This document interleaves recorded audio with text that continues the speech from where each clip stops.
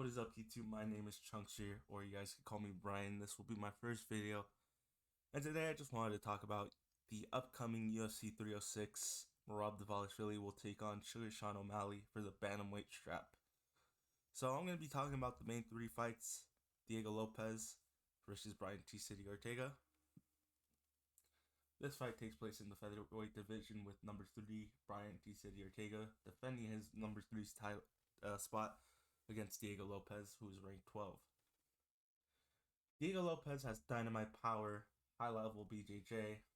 I'd say his grappling style is more aggressive than others. Definitely has good strikes in the clinch. Is willing to fight anyone, anywhere. In his last 5 fights, we've seen him win by unanimous decision against Dan Ige, KOs over Sadiq Youssef and Pat Sabatini, a submission win against Gavin Tucker, and of course his UFC debut against Movsar Evloev, ended in a loss by decision, but he took out the fight on short notice, so we can't really blame him. Brian T. Ortega as well has high-level BJJ, crafty submissions like he used against Yair Rodriguez and the guillotine attempt and triangle attempt on Alexander Volkanovski at UFC 266. I'd say he has a pretty decent chin on him. Last time I remember him getting dropped was against Yair Rodriguez in the rematch.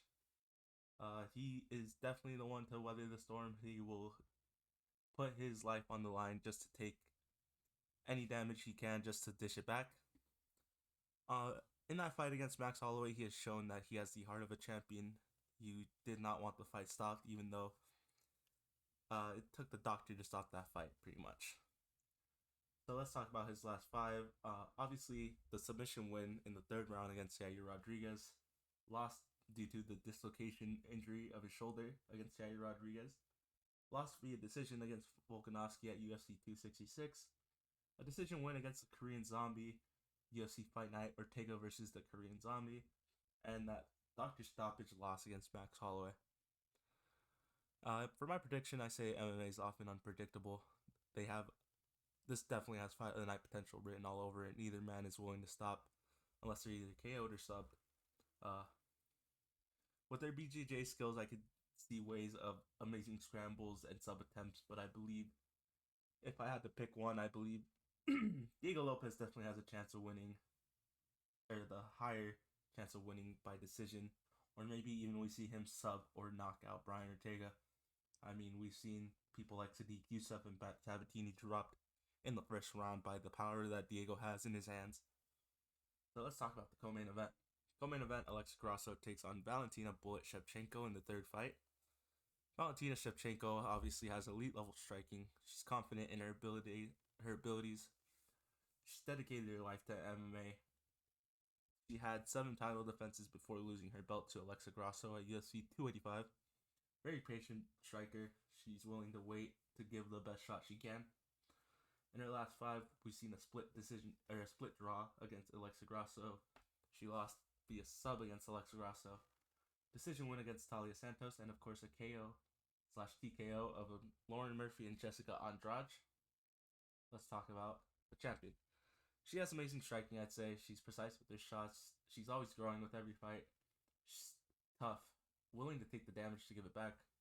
Obviously, we saw the submission against Valentina Shevchenko in the 1st fight, so I'd say she's a submission threat. Her last 5 was a draw, a round 4 submission decision against Viviani, submission round 1 against Joanne Wood, and of course a decision against Macy Barber. For this one, I feel like both ladies will not stop until the final bell rings or the ref interferes. Possible knockout for Valentina or a sub win by Grasso. Grasso showing why she's a champion after a draw. People lost belief that she deserves to be champion after that last fight with Shevchenko. And then of course we know Shevchenko's willing to go through hell and back to get that belt back. Either fighter has a high chance of winning this fight. I believe it would be a pick'em if I had the chance to make the betting lines. But I believe Grasso has shown that she's able to get it done, and she's willing to show that her hard work and dedication to the sport is why she'll get it done again. And like I said, if I had to pick, I'd pick Alexa Grasso by either decision or submission. And let's talk about the main event. Sugar Sean O'Malley takes on Merab the Machine Dvalishvili.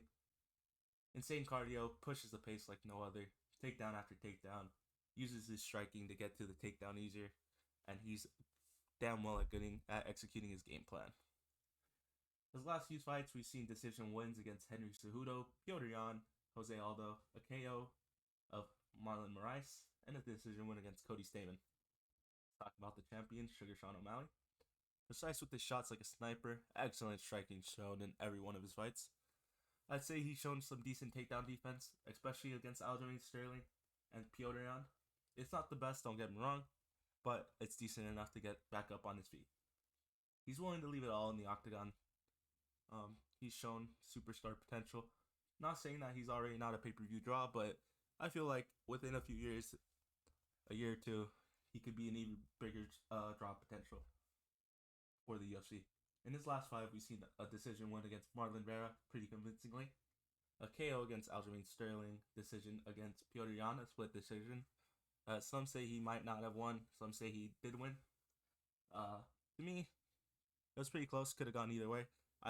And from what I saw, I did believe Sugar Sean O'Malley did enough to get the win. No contest against Pedro Munoz and a KO of Raulian Paiva at UFC 269, Poirier versus Oliveira.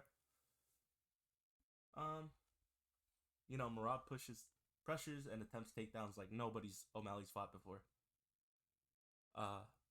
Sean definitely has the striking to find that chin and put Merab's lights out. O'Malley just needs to stay at range and not allowing for takedowns if possible. But Merab could obviously sub or take O'Malley to a decision with his pace and pressure, relentless takedowns. But in my opinion, for the main event, we've seen Marlon Moraes and Henry Cejudo rock Merab in the first round of those fights. So it's entirely possible that Sean can snipe his chin taking his consciousness. But Merab has shown he's able to recover, so if he can recover, he could definitely work his way back to a decision with his cardio and relentless takedowns. But I believe Sean O'Malley is a good pick for this fight due to his size and his ability to stay at range and pick his shots. And that's all I have for UFC 306. If you guys have any questions, comments, leave them down there and I can reply to them. Thank you guys for watching.